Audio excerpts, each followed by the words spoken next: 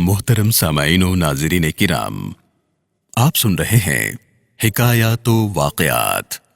मुअल्लिफ़ हैं फ़ज़ीलतुल शेख मौलाना मोहम्मद नाज़िम अशरफ साहिब हफ़िज़हुल्लाह ताला, उस्ताज़ुल हदीस जामिया अशरफिया लाहौर पाकिस्तान।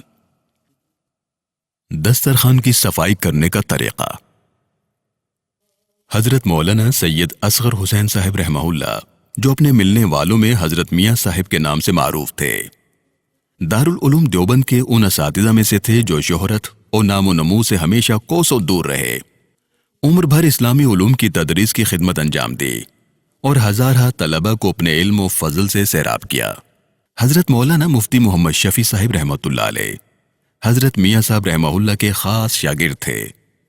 एक मर्तबा हज़रत मौलाना मुफ्ती मोहम्मद शफी साहिब रहमतुल्लाह अलैह उनके घर मुलाकात के लिए गए हुए थे। खाने का वक्त हो गया तो बैठक में दस्तरखान बिछाकर खाना खाया गया। खाने से फारिग होने पर मुफ्ती मोहम्मद शफी साहिब रहमतुल्लाह अलैह दस्तरखान समेटने लगे ताकि उसे कहीं झटक आए। हज़रत मियाँ साहब रहमहुल्लाह ने पूछा, ये आप क्या कर रहे हैं?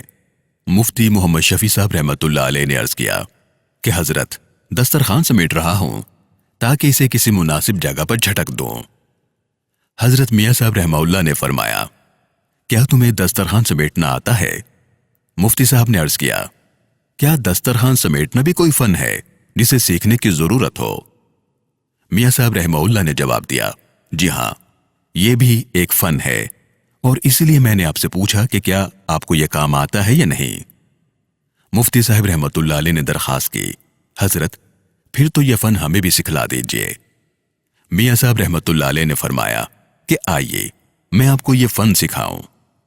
ये कहकर उन्होंने दस्तरखान पर बची हुई बोटियां अलग की, हड्डियों को अलग जमा किया, रोटी के जो बड़े टुकड़े बच गए थे उन्हें अलग रखा, फिर रोटी के छोटे छोटे टुकड़े जो बुरादे किसी शक्ल में पड़े रह गए थे उन्हें चुन चुन कर अलग इकट्ठा कर लिया।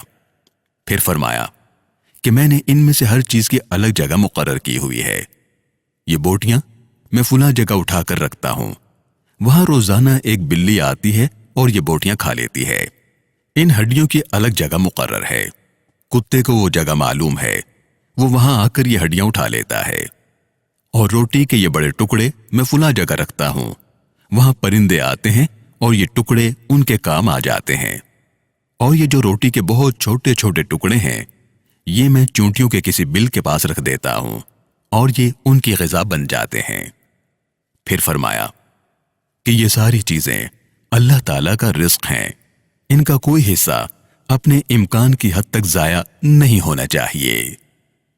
मोहतरम सामाईन व नाज़रीन किराम, अल्लाह रब्बुल आलमीन से दुआ है कि अल्लाह ताला हम सबको भी रिज़्क़ की कदर करने की तौफ़ीक़ अता फरमाए और इन नेक बुजुर्गों के नक्शे कदम पर चलने की तौफ़ीक़ अता फरमाए। आमीन। वस्सलामु अलैकुम व रहमतुल्लाहि ताला व बरकातुहू।